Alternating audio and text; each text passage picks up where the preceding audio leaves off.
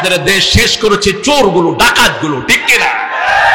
আমাদের দেশ সোনার দেশ। আমাদের দেশে যদি এই দুইটা করা হয়, আমাদের দেশ পৃথিবীর শ্রেষ্ঠ মানিতে পরিণত হবে।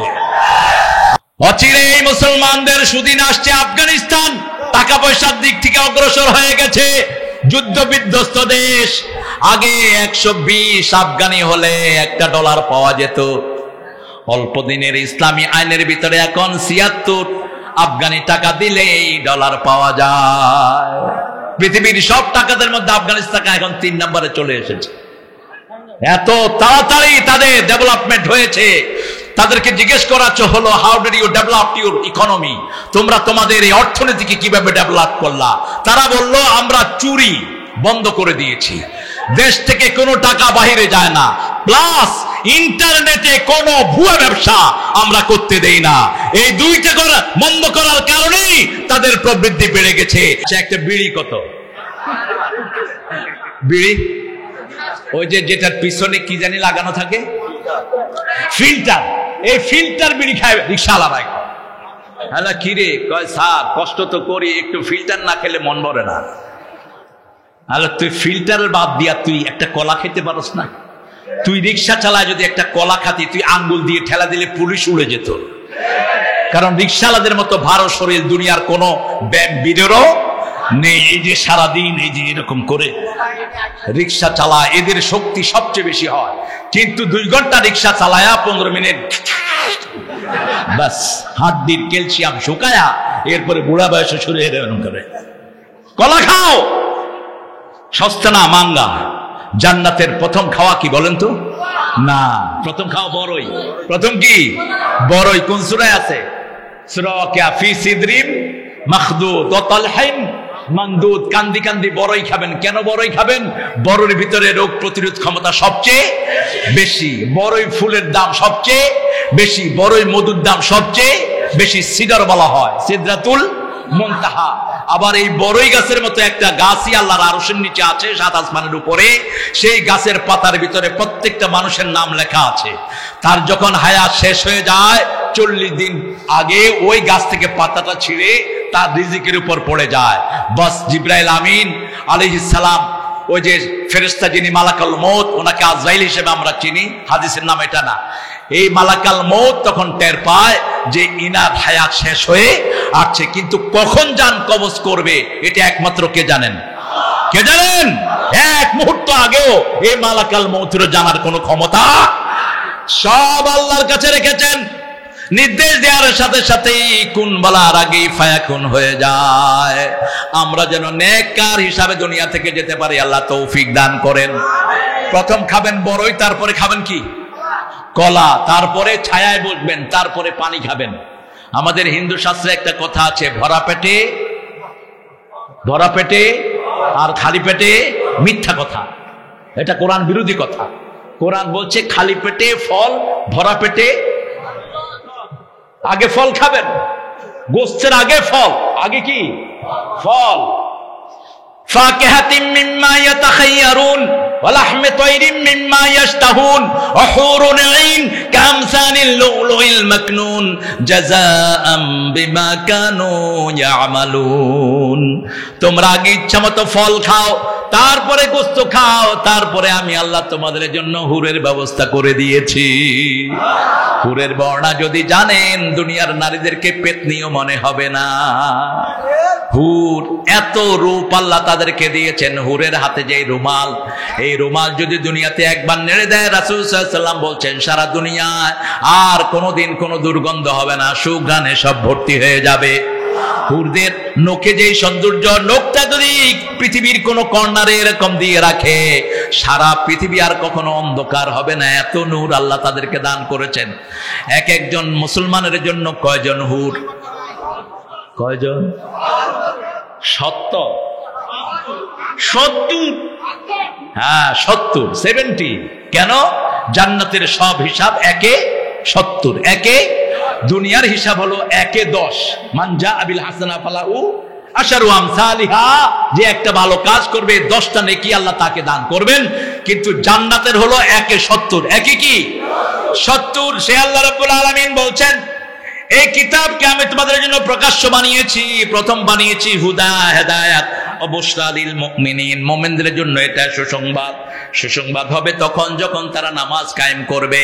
আল্লাযীনা ইউকিমুনাস সালাতা ওয়া ইউতুনাজ যাকাতা ওয়া হুম বিল আখিরাতি হুম ইউকিনুন। আল্লাহু আকবার। কি সুন্দর কথা!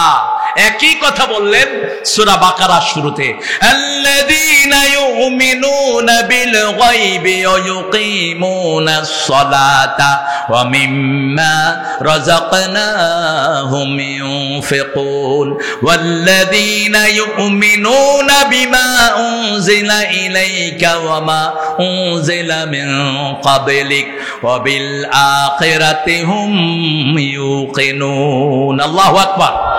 আখিরাতের প্রতি ইয়াকিন রাখবেন। ইয়াকিন কাকে বলে? আইনুল ইয়াকিন, ইলমুল ইয়াকিন, হাক্কুল ইয়াকিন। তিনটা ধাপ আছে ইয়াকিনের। সূরা তাকাসুরের ভিতরে আল্লাহ দুটির কথা বলেছেন, সুম্মা লাতারাউন্নাহা আইনাল সুম্মা লাতুসআলুন্না ইয়াওমাইদিন আনিন নাঈম। সব নিয়ামত সম্পর্কে প্রশ্ন করবেন কে? যেমন আমাদের দেশে পানি, আপনাদের এখানের পানিগুলো যে কি সুন্দর পানি। আমি ওনার ওই যে ইটের ভাটাতে, কিসের ভাটা, যত মাদ্রাসায় ইট লাগবে সব এখান থেকে নিবেন, অভাব হবে না। দানে কখনো কমে না, দানে কি হয়, বাড়ে। আল্লাহ বলছেন কামাসালে হাব্বাতিন আম্বাতাস সাবআ সানাবিল, সূরা বাকারা। দানটা হলো এরকম, যেমন ধানের একটা গাছ রুকলে 7টা ডালা বের হয়, প্রত্যেকটা ডালাতে 100টা করে দানা হয়। তাহলে 7 দানা থেকে 1 দানা থেকে কয়শো দানা হলো? 700 দানা হলো। ঠিক যে 1 টাকা আল্লাহর রাস্তায় দিবে, একটা ইট দিবে, আমি দুনিয়াতে কমসে কম 7টা ইট তাকে বাড়িয়ে দেব। এটা শুধু দুনিয়ায় না, আখিরাতেও দেব। আখিরাতে ইটের দরকার নাই, সেখানে ইটের পরিবর্তে আল্লাহ জান্নাত দান করে দিবে। এই জন্য মৃত্যুর আগে প্রত্যেক মানুষ আফসোস করবে, লাউলা আখারতানি ইলা আজালিন কারিব ফাআসাদদাকা ওয়া কুম মিনাস সালিহিন, সূরা মুনাফিক 10 নম্বর। আল্লাহ রাব্বুল আলামিন বলছেন প্রত্যেক মানুষ নবী আলাইহিস সালাম ছাড়া মৃত্যুর সময় আফসোস করবে, আহারে যদি আমি সদকা দিয়ে ভালো মানুষ হতে আসতে পারতাম। ফাআসাদদাকা ওয়া কুম মিনাস সালিহিন, এ আল্লাহ একটু সময় যদি দিতেন আমি আরো বেশি সদকা করে ভালো মানুষ হয়ে আসতাম, আমাকে একটু সময় যদি দিতেন। এই আফসোস সবাই করবে, সেজন্য এখন এই আফসোসটা মিটিয়ে নেন। যত মাদ্রাসা বাড়বে তত বেয়াদব কমবে, যত মাদ্রাসা বাড়বে মানুষ ভদ্র হবে, মাদ্রাসা বাড়বে সব ঘরে ঘরে কোরআন আলো পৌঁছে যাবে। ঠিক কিনা? কথা বলেন না কেন? এই যে মেয়েটা সরকারি কলেজের মেয়ে, বাপকে থাপড়াচ্ছে, বাপকে মারছে। আরেকদিন দেখলাম মা একটু বিছনা নষ্ট করেছে, 2-3 ছেলে নিয়ে মাকে নদীতে ফেলে দিয়েছে। কিসের শিক্ষা? কোন শিক্ষা এখন স্কুল কলেজে পিতামাতার আদবের জন্য দেওয়া হয় না। ঠিক না ঠিক? কথা বলেন না কেন? ক্লাস 5 এর ছেলে এখন বিড়ি খাচ্ছে, ক্লাস 6 এর পোলাপান বিড়ি খাচ্ছে, রাস্তায় হেঁটে হেঁটে আজে বাজে কাজ করছে। শাসন করার কোন সিস্টেম? গত পরশুদিন এক ছেলে নকল করতেছে পরীক্ষার হলে বসে, টিচার তার 5 মিনিটের জন্য খাতা নিয়ে এসেছেন, ছেলে উঠে এসে টিচারে 2 চোয়াল মেরেছে। এখনো সাবধান হন। প্রশাসনকে বলবো এ সমস্ত ছেলেকে স্থায়ীভাবে জেলখানায় ঢুকিয়ে দাও, শিক্ষা ব্যবস্থার ভিতরে কোরআন ঢুকাও, তা না হলে তুমিও শেষ, তোমার পরিবারও শেষ। ঠিক না ঠিক? একটা মাদ্রাসার প্রথম শিক্ষাই হলো আদব।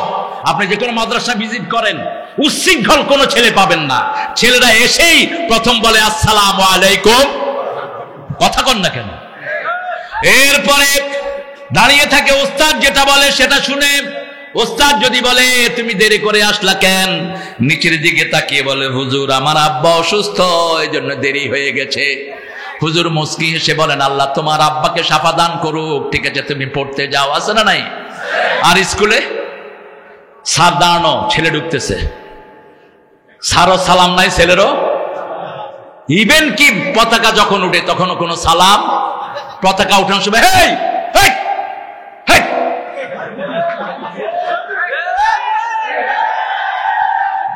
এখন আমি অনেক দিন আগে আমার গাড়িওয়ালাকে নিয়ে, আমার গাড়িকে নিয়ে গেছি একটা স্কুলের, ওই যে অ্যাসেম্বলি চলতেছে। তো আমি গাড়ি থেকে নেমে গেছি, ড্রাইভার দেখেছি ঝিমাচ্ছে, যখন হেই করে উঠছে লাভ দিয়ে উঠছে। হ্যালো কিরে তুই লাভ দিলি কেন? কয় স্যার এরা হেই করে উঠছে।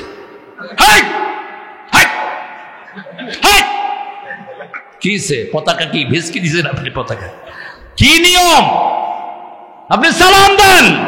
85 লক্ষ শিশু প্রত্যেক সকালে স্কুলে যায়। 85 লক্ষ ছেলে যদি সালাম দেয়, 85 লক্ষ সালামে সারা বাংলাদেশের অশান্তি দূর হয়ে যাবে। মালয়েশিয়া একটা ছোট্ট দেশ, খুব বেশি জনগণ নেই। সেই মালয়েশিয়াতে চাইনিজরা আছে 35%, বাকিরা মুসলমান। বেশ কিছু কেরালার লোকেরা আছে। সেই অল্প পার্সেন্ট লোকের মধ্যে মুসলমানদের শিশু প্রত্যেক স্কুলে তারা বাধ্যতামূলক করে দিয়েছেন সালাম দিতে হবে। নীতিও ঢুকতে সালাম, বাইরে হতে সালাম, আবার ঘরে ঢুকার আগে সালাম, ঘর থেকে বের হওয়ার সময় বিসমিল্লাহে তাওয়াক্কালতু। শয়তান হতাশ হয়ে যায়। এই বরকতে তাদের দেশের ছেলেরা ভদ্র হচ্ছে, শান্ত হচ্ছে। আমাদের দেশের বাচ্চাদের কোনো অপরাধ, পৃথিবীর শ্রেষ্ঠ ব্রেন আমাদেরকে দান করেছেন কে? এবারও সারা পৃথিবীতে কোরআনে আমাদের দেশ চ্যাম্পিয়ন, ঠিক না ঠিক? কথা বলেন না কেন? একটা দরিদ্র ঘরের সন্তান, কি নাম জানে ছেলেটা? কি সুন্দর চেহারা। আল্লাহ তাকরিমের হায়াত তুমি দারাজ করে দাও। হাজার হাজার ছেলেকে তাকরিমের মতো করে দাও। কি নিয়ামত! আমাদের দেশের ছেলেগুলো জিনিয়াস, যেখানে গিয়েছে মেধার স্বাক্ষর দিয়েছে। এই স্কুলের ভিতরে ইসলাম ঢুকাও, সিলেবাসে ইসলাম আনো, কোরআন আনো, তা না হলে তুমি বাপ, তোমাকে থাকতে হবে 2 দিনের মধ্যেই।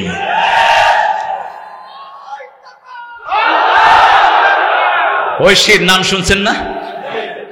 কি করছে? মা বাপকেও মারছে, মাকেও। কিসের জন্য? হ্যাঁ, কোন স্কুলে দিয়েছে? হ্যাঁ ড্যাডি, হ্যাঁ ডুইং, ড্যাড। মেয়ে এসে বাপকে বলে ড্যাড। বাপ কয় বাপরে বাপ, আমার মেয়ে কিরকম আমাকে ডাকতেছে। ঢাকায় এক লোক আমাকে বলল, হুজুর পোলা হালারে ইংরেজিতে দিচ্ছি, হে আমার কি ড্যাড না ফ্যাট কর। তা আমি কইলাম দিচ্ছেন কেলা? কয় কি করুম, জমানা পয়লা গেছে গা উল্টা পাল্টা। কয় আমারে তো ড্যাড ফ্যাট কইলো, ওর মারে ও মামি কয়। তা আমি কই তোর মারে যদি মামি কস, মামার বরে কি কইবি? আমাদের ইসলাম আছে যেখানে শান্তি আছে। আবুন থেকে আব্বা, আবুন কোরআনের শব্দ। যে আব্বা বলবে 30টা নাকি আল্লাহ তাকে দান করে দিবেন। উম্মুন মা, আম্মা যে বলবে 30টা নাকি তার আমলনামায় লিখে দিবেন কে? এই দুইটাই কোরআনের শব্দ। কিসের শব্দ? কোরআনের শব্দ। আপনি আপনার বাচ্চাকে আদব শিখান, বাচ্চাকে আপনি সালাম দেন, বাচ্চা আপনাকে সালাম দিবে। একজন রিকশাওয়ালা হয়েছে, রিকশাওয়ালা না হলে আমাদের মতো লোকের পরীক্ষা হতো না, ঠিক না বা ঠিক? আল্লাহ সম্পদ দিয়েও দেখেন, নিও দেখেন, এমন কোন পয়সাওয়ালা পাবেন না যার পুরা 14 গোষ্ঠী পয়সাওয়ালা। সিরাজউদ্দৌলা নবাবের লোকেরা এখন কাপড় দিয়ে জীবিকা নির্বাহ করে। আবার আমাদের দেশে বসুন্ধরার যিনি মালিক, তিনার আব্বা অত্যন্ত দরিদ্র মানুষ ছিলেন, ঠিক না ঠিক? এইভাবেই আল্লাহ ঘুরায় একটা সার্কেলকে। আপনি রিকশাওয়ালা, যখন রিকশায় আপনি উঠছেন, আপনার ছেলেকে আপনি শিক্ষা দেন, বাবা তুমি ওকে সালাম দাও। রিকশাওয়ালার দোয়া আছে না নাই? নামাজি রিকশাওয়ালা আছে না নাই? এরা আল্লাহর ওলি। আমি দেখেছি একজন লোক সব লোকের কাছে দোয়া চাইতেন, তিনার ছেলেটা এখন শ্রেষ্ঠ হাফেজ হয়েছে। এই তাকরিমের আব্বারা একই অবস্থা ছিল।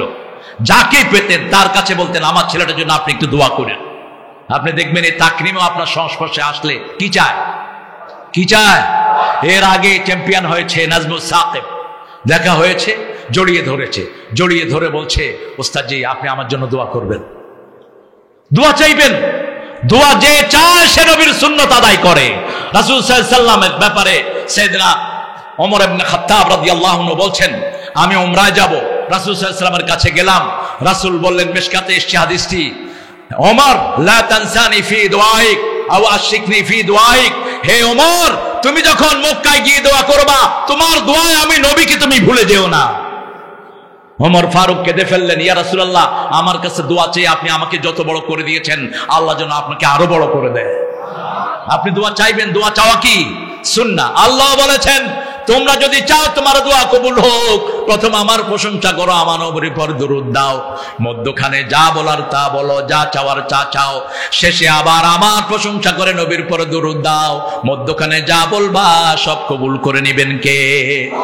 এই জন্য সূরা সাফফাতের শেষ আয়াতে আল্লাহ বলছেন সুবহানা রাব্বিকা রাব্বিল ইজ্জাতি আম্মা ইয়াসিফুন ওয়া সালামুন আলাল মুরসালিন আলহামদুলিল্লাহি রাব্বিল আলামিন। সব নবীদেরকে সালাম দেন। কয় লক্ষ নবী ছিল? কয় লক্ষ? 1,24,000। এই বর্ণটাকে সহি বলেছেন অনেকেই। তো এই একবার সালাম দিলেন 1,24,000 নবীর পর সালাম চলে গেল। আর রাসূল সাল্লাল্লাহু আলাইহি ওয়াসাল্লাম বলছেন সব নবীরা কবরে জীবন্ত থাকে। নবীদেরকে যখন কেউ সালাম দেয় জীবিত মানুষের মতো তিনারা উত্তর দিয়ে দেয়। আমাকে যখন কেউ সালাম দেয় রুদ্দা আলাইহি রূহি, আল্লাহ আমার মধ্যে রূহ ফিরিয়ে দেন জীবন্ত মানুষের মতো, আমি সালামের উত্তর দিয়ে দেই। এজন্য প্রতিদিন পড়বেন, পড়েন ওয়াসালামুন, পড়েন ওয়াসালামুন আলাল মুরসালিন আলহামদুলিল্লাহি রাব্বিল আলামিন। মুমিন হওয়ার জন্য প্রথম কাজ কয় ওয়াক্ত? আরো জোরে বলেন। ঘুমাইয়া কাজা করেছো ফজর, তখনও জাগনি যখন জোহর, হেলায় খেলায় কেটেছে আসর, মাগরিবের ওই শুনিয়া যান, এখনো জমাতে হওরে শামিল, এখনো এর সাথে আছে স্থান, বাজেছে দামামা বাদরে আমামা, শির উঁচু করে মুসলমান, দাওয়াত এসেছে নয়া জামানার, ভাঙা কেল্লায় উড়ে নিশান। আজকের রাতটাই আপনার জীবনের শেষ রাত হতে পারে, ঠিক কিনা? কিভাবে ঘুমিয়ে থাকো ফজর করে কাজা, এমনও তো হতে পারে জোহরে জানাজা। হতে পারে কিনা? কেমনে আপনি নামাজ কাজা করেন? যখনই কাজা হয়ে গেল পড়ে নেন, মাফ করে দিবেন কে? ঘুমিয়ে আছেন, আপনাকে কেউ ডাকে নেই, আপনি যখন উঠবেন তখনই আপনার সময়, তখনই কথাবার্তা না বলে আগে কি করেন? নামাজ আদায় করেন, সালাত আদায় করেন, তবে এটা যেন রেগুলার না হয়। ফজরের চেয়ে বরকতি নামাজ আর একটাও রাসূল সাল্লাল্লাহু আলাইহি ওয়াসাল্লাম বলেছেন, বুখারী মুসলিমের বর্ণনা, মানুষ যখন শোয় শয়তান তার মাথায় গিট মারে, 3টা গিট। গিট চিনেন তো? কি বলে আপনারা? গিরো। গিরো। আপনাদের কিছু কথা আমাকে শিখিয়ে দিন। কেঙ্কাজান বাহে না? হ্যাঁ বাহে। কেনকাছেন বাহে? ভালো আছি বাহে। সুন্দর কথা। তো এই গিট মারে, 3টা গিট। কয়টা? যখন কেউ ঘুম থেকে উঠে আল্লাহর নাম বলে একটা গিট ছুটে যায়, ওযু করলে দ্বিতীয় গিটটা ছুটে যায়, এরপরে সালাত আদায় করলে তৃতীয় গিটটাও ছুটে যায়, এরপরে যখন সে সালাত আদায় করে বের হয় আল্লাহ রাব্বুল আলামিন আল্লাহর হাবিবের মাধ্যমে খুশখবরি দেন, ওকে সন্তুষ্ট চাদর দিয়ে হাসি মুখে ফুরফুরা চিত্তে আল্লাহ তাকে ফিরিয়ে দেয়। আর যেই লোকটা ঘুম থেকে ওঠে না, ওঠার পরে আল্লাহর নাম বলে না, কিছু কিছু লোক আছে ঘুম থেকে উঠেই সকাল 8টার সময় নাস্তা করে, আছে না নাই? আল্লাহর নাম নাই, ওযু নাই, গোসল নাই। আপনাদের এখানে অবশ্য নাই। এদেরকে আল্লাহ রাগ করে, আল্লাহর অসন্তুষ্টির চাদর এদের উপর পড়ে যায়, এদের কোনো কাজে কোনো বরকত হয় না। আল্লাহ বলছে রে ফজরের সময়টা, ফজরে কোরআন পড়বা, ফজরের কোরআন কিয়ামতে সাক্ষী বানিয়ে দিবেন কে? আকিমিস সালাতা লিদুলুকিশ শামসি ইলা গাসাকিল লাইলি ওয়া কুরআনাল ফাজর ইন্না কুরআনাল ফাজরি কানা মাশহুদা। নামাজ কায়েম করো সূর্য উদয়ের আগ থেকে নিয়ে অস্ত যাওয়ার পর পর্যন্ত 5 ওয়াক্ত নামাজ কায়েম করো। কয় ওয়াক্ত? মসজিদে গিয়ে পড়বেন। রাসূল সাল্লাল্লাহু আলাইহি ওয়াসাল্লামের সারা জীবনের নামাজ ছিল কোথায়? কোথায়? আল্লাহ বলেছেন ওয়ারকাউ মা'আর রাকিঈন, রুকুকারীদের সাথে তোমরা রুকু করো। এই ইমাম ভালো না, ওই ইমাম ভালো, এই মসজিদ ভালো না, এই মসজিদ ভালো, খবরদার কোন মসজিদের মধ্যে কোনো পার্থক্য করবেন না, কোন ইমামের মধ্যে পার্থক্য হবে না। সাল্লু খালফা কুল্লি বিররিন ওয়া ফাজির, তোমরা নামাজ আদায় করো, ইমাম পাপিষ্ঠ হোক নেককার হোক। কার কথা? আল্লাহর কথা বলেছেন মুহাম্মদ সাল্লাল্লাহু। কারণ নামাজের ভিতরে কোনো খারাপি ঢুকানোর কোনো সম্ভাবনা।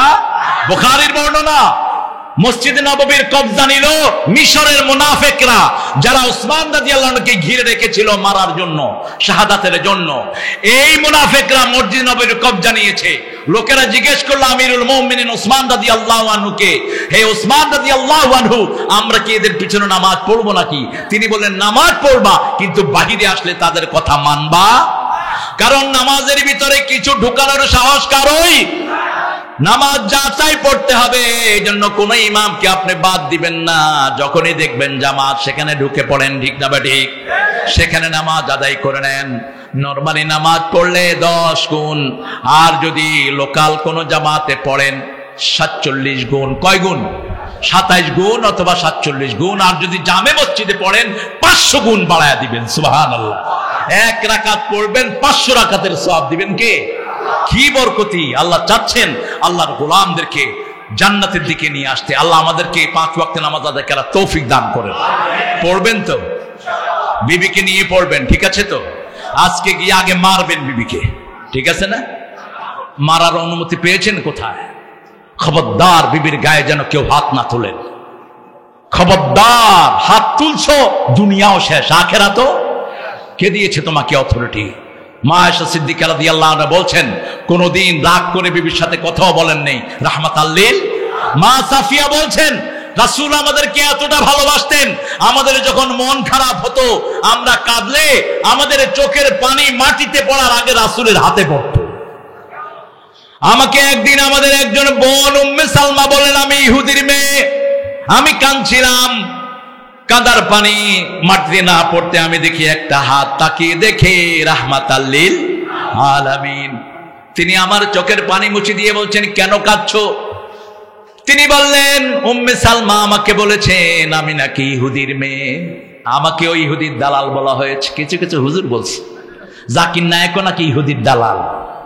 আর ওই বেটা ইহুদির দালাল হয়ে তো হাজার হাজার লোককে কালেমা পড়াইছে, ঠিক কিনা? তুমি কোন ঘোড়ার ডিম করছো? শুধু সমালোচনা, মূর্খ, শুধু সমালোচনা।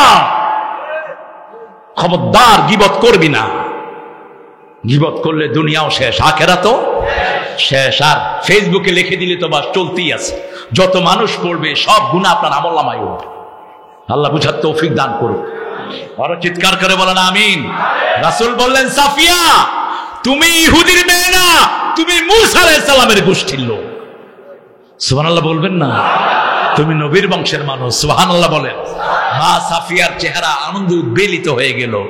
আপনি আপনার বিবিকে আনন্দ চিত্ত করেন। রাসূল সাল্লাল্লাহু আলাইহি ওয়াসাল্লাম মা আয়েশার সাথে চাঁদনি রাতে দৌড় দিতেন, মরুভূমিতে দৌড় দিতেন। এখন আমি যদি বলে দৌড়ে, মানুষে কি বলে তারেক মনের মাথা পাগল হয়ে গেছে। হাদিস তো পড়ে না। রাসূল সাল্লাল্লাহু আলাইহি ওয়াসাল্লামের বিবি ছিলেন মাত্র 9 বছর বয়স তখন, যখন রাসূলের ঘরে আসেন। আজকের মেডিকেল সায়েন্স বলছে একটা মেয়ে 9 বছর বয়সে বালেগা হয়। আমেরিকার টেক্সাসে তারা নিয়ম করেছে, 9 years girl if she choose any person she can go with him। 9 বছরের মেয়ে যদি কোনো লোককে পছন্দ করে বিয়ে করে, তার বিয়ে ভ্যালিড। কারণ একটা মেয়ে আর্লি বালেগা হয় কয় বছরে? 6 বছরে। আর ধরো মুসলিম শরীফের বর্ণনা, 9 বছর বয়সে তিনি রাসূলের বিবি হিসাবে ঘরে গেলেন। আর ঘরে গিয়ে বললেন, রাসূলের ঘরে আমি এক গ্লাস, ছোট্ট গ্লাসের 1 গ্লাস দুধ পেয়েছি, একটা পানির মশক পেয়েছি, আর খেজুর পাতার বিছনা পেয়েছি, 2টি বালিশ পেয়েছি। দুনিয়ার আড়ম্বরের কোনো জিনিস সেখানে নাই, একটা চাদর পেয়েছি, কিন্তু সারা ঘর ভালোবাসায় ভরপুর ছিল। ভালোবাসা দিয়ে আমি ভরপুর পেয়েছি রাসূলের ঘরকে। বলছেন কে? মা আয়েশা সিদ্দিকা রাদিয়াল্লাহু আনহা। এই আয়েশাকে নিয়ে রাসূল দৌড় দিতেন মরুভূমিতে। নজরুল সেটা চিত্রায়িত করেছেন, ছন্দে ছন্দে দোলি আনন্দে আমি বন ফুল গো। কি চমৎকার বর্ণনা আমাদের জাতীয় কবি, আল্লাহ তাকে মাফ করে দেন। এই কি হয়েছে তোমাদের? হ্যাঁ, কথা বলছে কে? আমরা নামাজে গেলে আমাদের অন্তর ভালো হয়। একটু টেস্ট করেন না নামাজকে, একটু টেস্ট করেন। তাহাজ্জুদের নামাজে পড়েন, দাঁড়ান, শরীর ভালো থাকবে। আল্লামা ইমাম তিরমিজি রাহিমাহুল্লাহ বলছেন, তাহাজ্জুদে যে দাঁড়ায় তার 5টি উপকার। কয়টি? প্রথম উপকার, সে আল্লাহর নৈকট্য লাভ করে। দ্বিতীয় উপকার, সব নবীদের অভ্যাস রাতে দাঁড়ানো, নবীদের অভ্যাসে সে তার অভ্যাসটা গড়ে নিতে পারে। সুবহানাল্লাহ। তৃতীয় গুণ, যা শুনবেন, যা বলবেন শুনবেন কে? চতুর্থ গুণ, তার শরীরটা ভালো রাখবেন কে? পঞ্চম গুণ, আল্লাহ তাকে রহমত দিয়ে ধন্য করে দিবেন। আর কি চান আপনি? আপনি দাঁড়ান। এখন আধুনিক এক্সারসাইজও বলছে, নামাজে আমরা যেভাবে দাঁড়াই, এভাবে যদি কেউ আধা ঘন্টা দাঁড়ায়, 15 মিনিট দাঁড়ায়, তার শরীরে আর কোনো রোগ থাকতে, কথা কন না কেন? আপনি এভাবে দাঁড়ান, এক পায়ের উপর ভর দিয়ে দাঁড়াবেন না। আবু হুরায়রা রাদিয়াল্লাহু আনহু বলছেন, যারা এক পায়ে ভর দিয়ে দাঁড়ায় তাদের গলায় শয়তান গামছা লাগায়। শয়তান কি লাগায়? দুই পায়ে একসাথে দাঁড়াবেন, আবার একজনের ঠেলাঠেলিও করেন না। কত রকমের ঠেলাঠেলি আমাদের দেশে। লেগে লেগে দাঁড়ান, লেগে দাঁড়ালে কি হয় বলেন তো? কি হয়? আপনি যদি আপনার ভাইয়ের সাথে লেগে দাঁড়ান, রাসূল বলছেন যে নামাজে এক ভাইয়ের সাথে আরেক ভাই লেগে দাঁড়ায়, আল্লাহ তার জন্য জান্নাতে একটা বাড়ি বানায় দেয়। আপনি এই বরকত থেকে আলাদা হবেন কেন? হ্যাঁ, সবচেয়ে লম্বা নামাজ পড়েছেন ইমাম আবু হানিফা রাহিমাহুল্লাহ। সব সহিহ হাদিসের আমল ছিল তার মধ্যে। তিনি বলতেন, ইজা সাহাল হাদিস ফাহুয়া মাযহাবি, সহিহ হাদিস যেখানে আবু হানিফা, সেখানে আমার হাদিসের বিপরীতে, কথার বিপরীতে যদি কোনো হাদিস পাও, আমার কথাটাকে ওয়ালের উপর দিয়ে ছুঁড়ে মেরে দাও। আমার কথা না, কথা হলো আমার নবীর কথা। ঠিক না? ঠিক। আমরা 5 ওয়াক্ত নামাজ পড়বো, সমস্যার সমাধান করে দিবেন কে? যখনই কোনো মানুষ নামাজ পড়ে, রাসূল সাল্লাল্লাহু আলাইহি ওয়াসাল্লাম বলছেন, এমন কোন সেজদা নাই যে সেজদা দিয়ে আল্লাহ তার মর্যাদা বাড়িয়ে না দেয়। সেজদা আছে যেখানে রহমত আছে। আল্লাহর সবচেয়ে প্রিয় কাজ কি বলেন? সেজদা। আর সেজদা দিলে সবচেয়ে কষ্ট পায় কে? আরো জোরে বলেন। শয়তান সেজদা না দিয়ে শয়তান হয়েছে, আর আমরা সেজদা দিয়েই নবীর ওয়ারিস হয়ে গেছি। একজন সাহাবী, আমি প্রায় বলি ঘটনাটি, সাফওয়ান, তিনি রাসূলকে ওযু করাতেন। কি করাতেন? ওযু করাতেন। ওস্তাদদের খেদমত করবেন, ইমামদের খেদমত করবেন। আমাদের তো মতওয়াল্লির ইমামদেরকে ধমকায়, এই ইমাম বেতন দাও 3 টাকা, ধমক তো এসে তোমার 5 টাকা। কোন মুতাল্লি যদি ইমামকে ধমকায়, ওই ইমামের পিছনে তার নামাজ হবে না। খবরদার, ইমাম তোমার বাড়ির চাকর না। আদবের সাথে কথা বলবা ইমামের সাথে। আমাদের সমাজ ব্যবস্থা আমাদের ইমামদেরকে দুর্বল করে রেখেছে, ঠিক কিনা? সৌদি আরব, মিডল ইস্টে ইমামদের বেতন সবচেয়ে বেশি, আর আমাদের দেশের ইমামদের বেতন সবচেয়ে। একটা রিকশাওয়ালা এত কম পয়সা কামায় না। 3000, 5000। আজকে একটা ছেলে আব্দুল নূর আমার সাথে দেখা করতে এসেছে, মসজিদের মুয়াজ্জিন। কত কম বেতনে এরা সন্তুষ্ট থাকে, তারপরে মুখে হাসি, কাপড় চোপড় দেখলে মনে হয় ফেরেশতা। মুখে সবসময় কি হাসি। মানুষ দোয়ার জন্য আসে, দোয়া করে দেয়, ফ্রি দোয়া করে দেয়, ফু দিয়ে দেয়। আরে ডাক্তাররা কাছে গেলে তো ফ্রি কিচ্ছু দেয় না, আর হুজুরদের কাছে আসলে ফ্রি সব করে। ঠিক না ঠিক? আর অফিসে যেগুলো যারা বসে বসে ঘুষ খায়, চেহারা দেখলে মনে হয় এখনই চুরি করে আসছে, দেখলে মনে হয় 2টা চোয়ার দেয় গালের ভিতরে।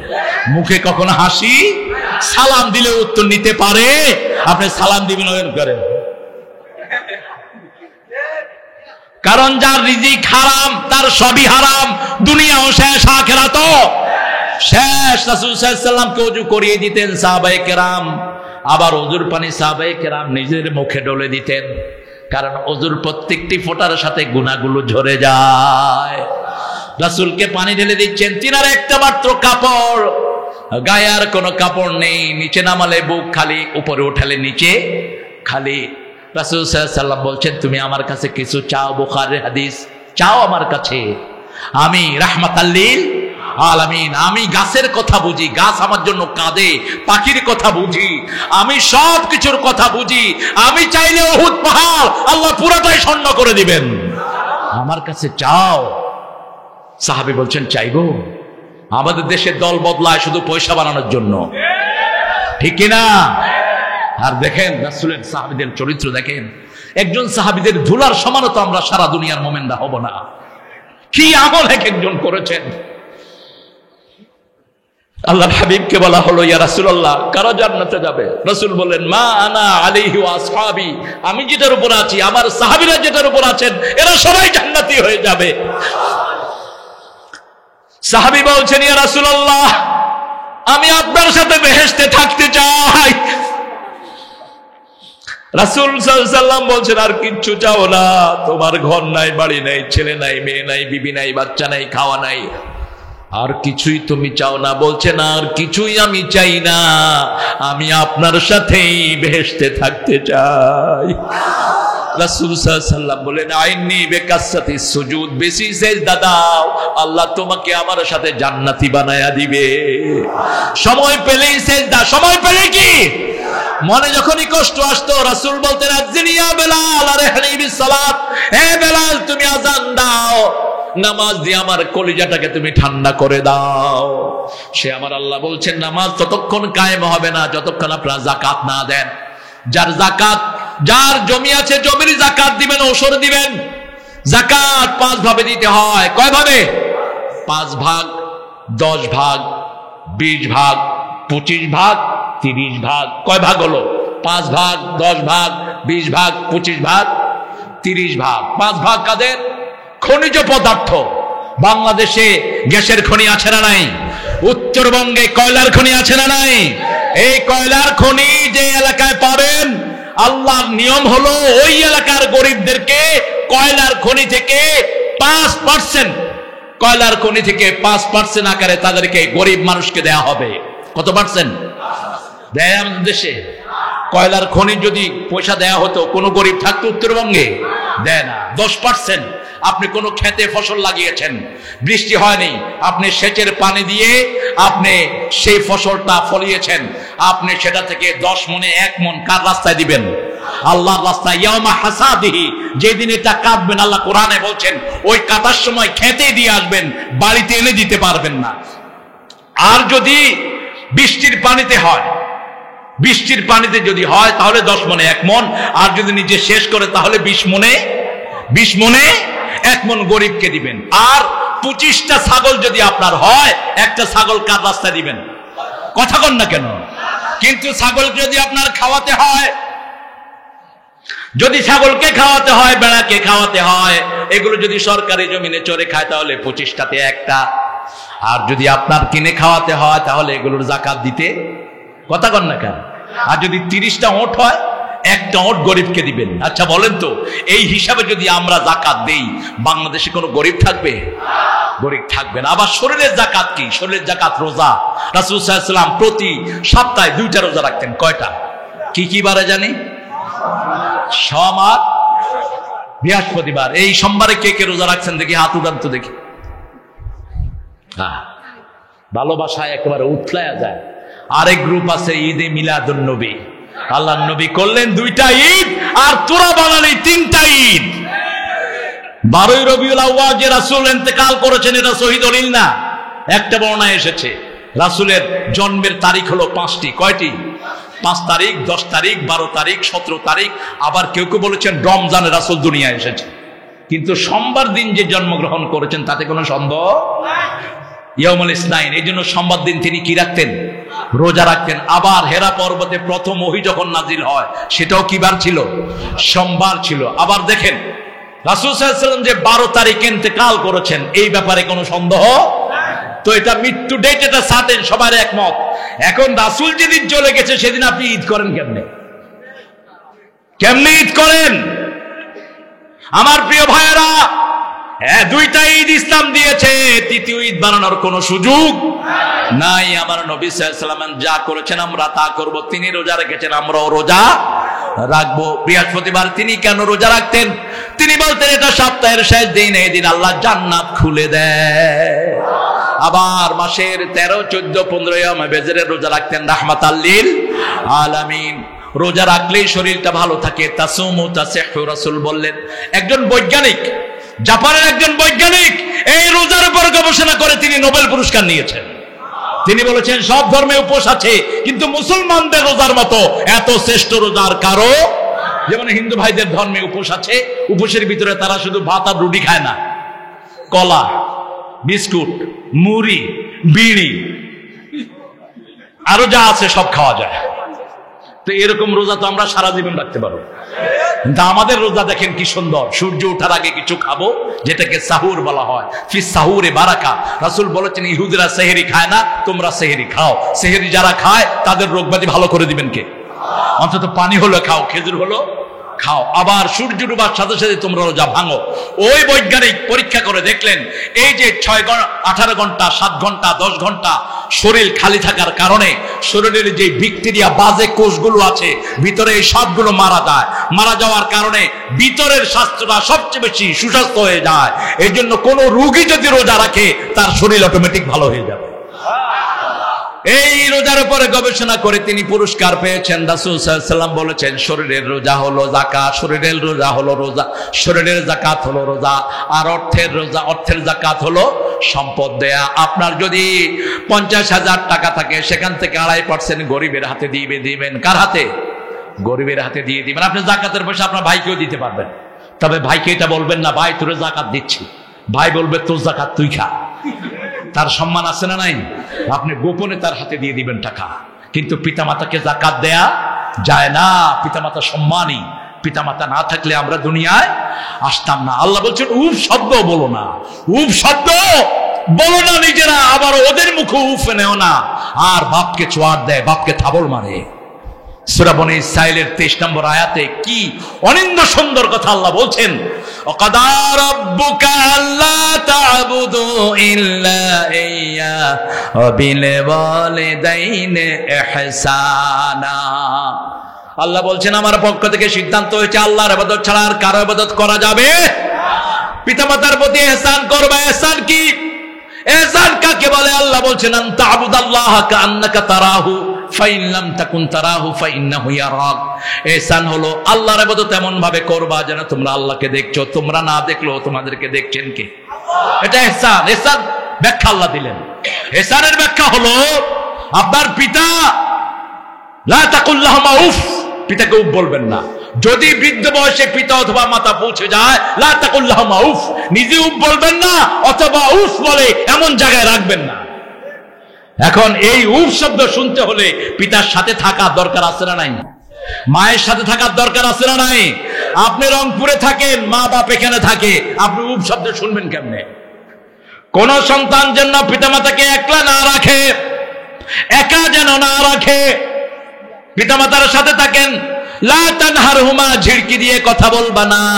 আকুল্লাহুমা কাওলান কারীমা, নরম নরম কথা বলো, নরম কথা, সম্মানজনক কথা।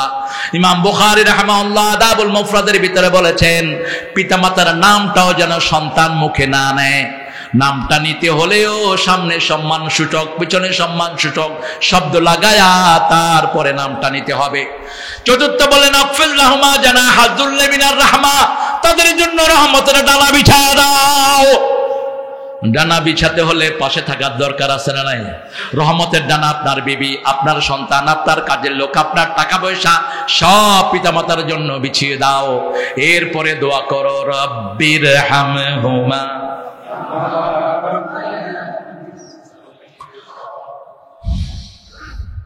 আমার মা গেছে চলে, আমার বাবা গেছে চলে, দুজনারে জান্নাত দিও তোমার আরশ তলে।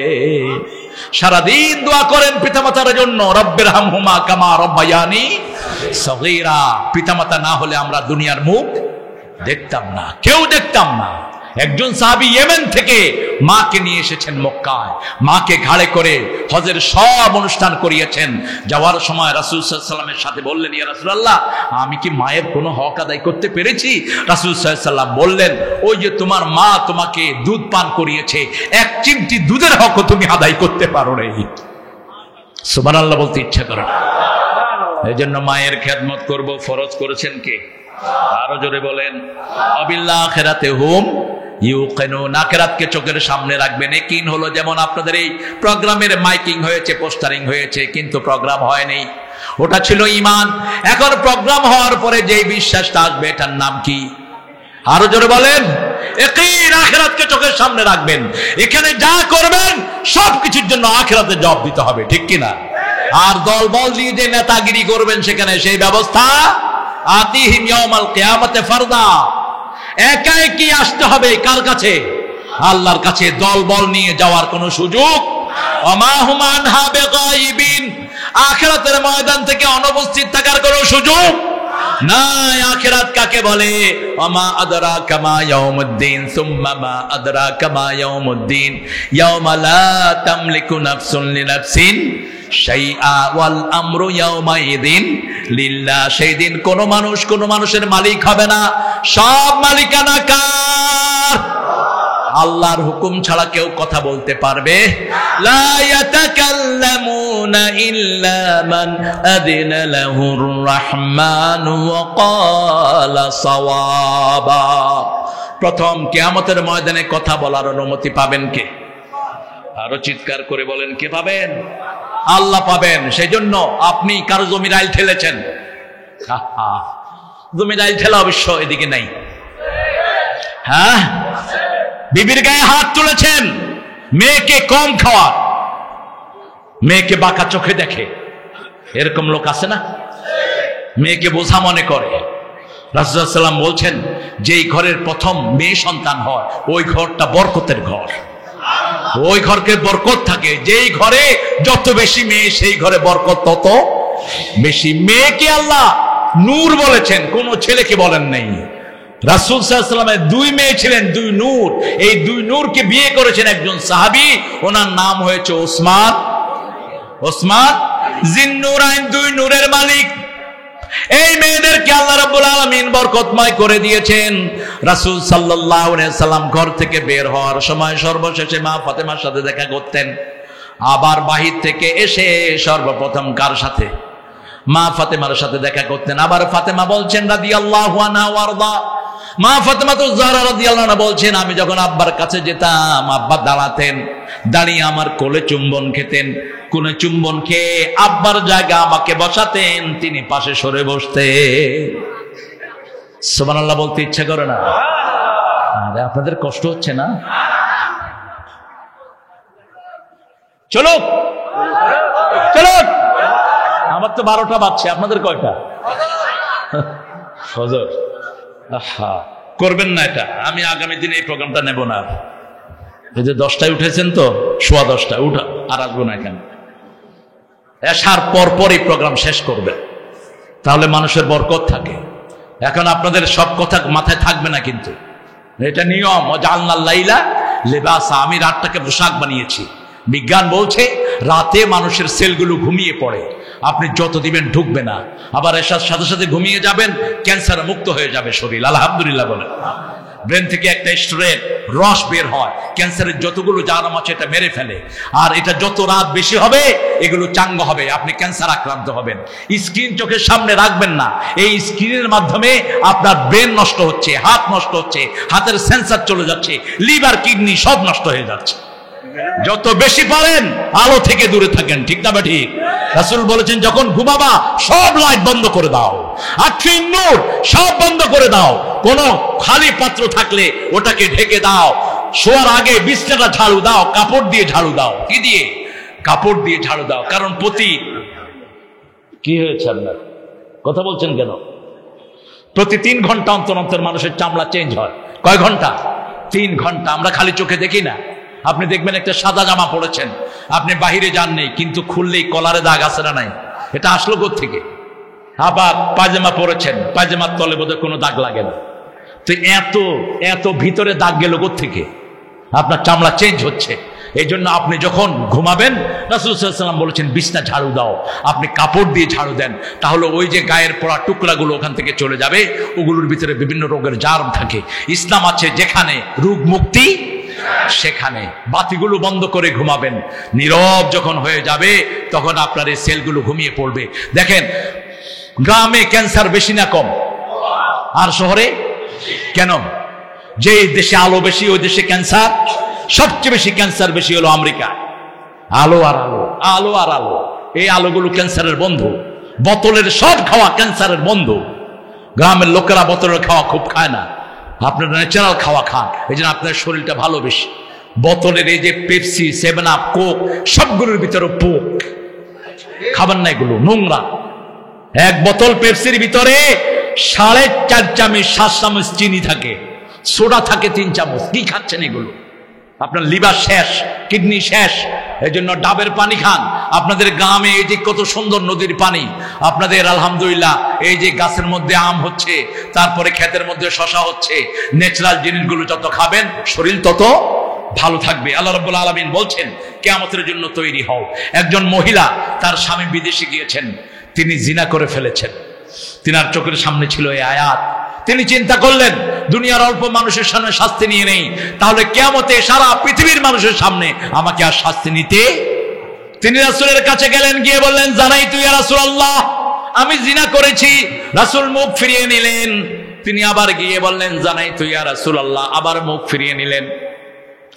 কারণ যে প্রকাশ্যে জিনা করে তাকে প্রকাশ্যে শাস্তি দেওয়াই হলো ওয়াজিব, আর যে গোপনে জিনা করে গোপনে মাপ চাইবে কার কাছে?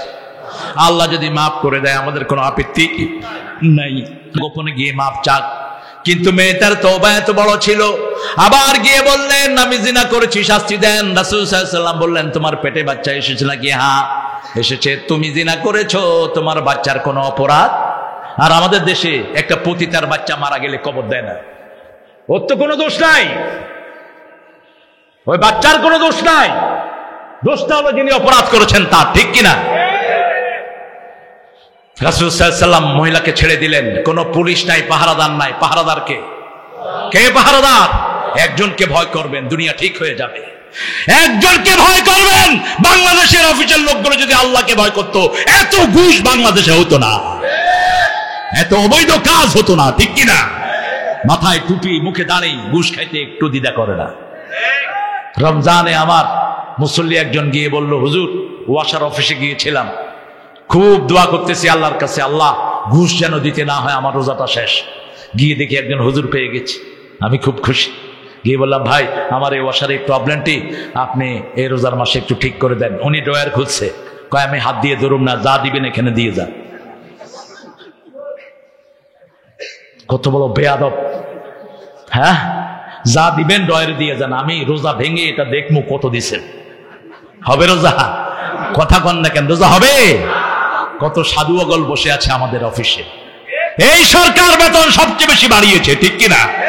এরপরেও যদি যেগুলো ঘুষ খায় এগুলো মানবতার দুশ্মন, দেশের দুশ্মন, কুত্তার চেয়ে নিকৃষ্ট।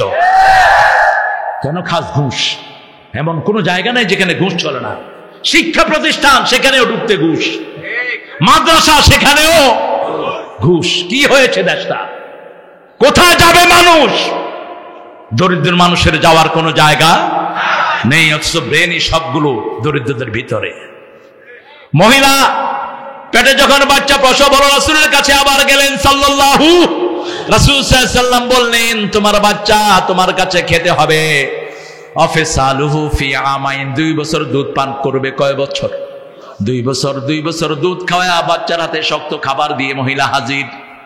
রাসূল সাল্লাল্লাহু আলাইহি ওয়াসাল্লাম ওই মহিলার ব্যাপারে বললেন তাকে বুক পর্যন্ত গানিয়ে কাপড় দিয়ে ঢেকে স্টোনিং হার, তাকে পাথর মারো, পাথর মেরে দুনিয়া থেকে বিদায় করে দাও, সঙ্গে সারের নিয়ম। মহিলাকে পাথর মারা হচ্ছে, রক্ত এসে একজন সাহাবীর গায়ে পড়লেন, তিনি গালি দিলেন। রাসূল বললেন ও প্রিয় সাহাবী, কাকে গালি দিয়েছো জানো নাকি? এই মহিলার তওবা যদি ভাগ করে দেয়া হয় পুরা মদিনাবাসীর জন্য যথেষ্ট হয়ে যাবে। কিভাবে তওবা করেছেন? কারণ তিনি চিন্তা করেছেন কার সামনে দাঁড়াতে হবে। ইয়াউমা ইয়াকুমুন নাসু লিরাব্বিল আলামিন, প্রত্যেকটি মানুষ কার সামনে দাঁড়াবে? আল্লাহর সামনে দাঁড়াবে। মানে হাদাল কিতাব লা ইউগাদিরু সগীরাতান ওয়ালা কাবীরা, এটা কি আশ্চর্যজনিত কিতাব? ছোট্টখাট্ট কোনো আমল এখান থেকে বাদ পড়লো না। কাকে গালি দিয়েছেন, কাকে চোখ রাঙানি দিয়েছেন, সব আমলনামায় আছে না নাই? এজন্য অত্যন্ত সতর্কতার সাথে জীবন যাপন করেন।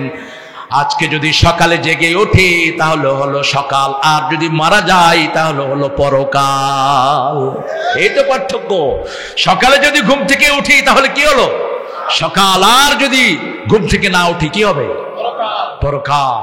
যারা এশা পড়েন নেই গিয়ে বাসায় আগে এশা পড়বেন, পারলে সারা দিনের নামাজটা কাজা করে নেবেন। অল্প সময়, বেশি সময় তো আল্লাহ চান না, অত্যন্ত কম সময়। আজকে থেকে 5 ওয়াক্ত নামাজ পড়েন, আগের নামাজগুলো অটো আল্লাহ মাফ করে দিতে থাকবেন।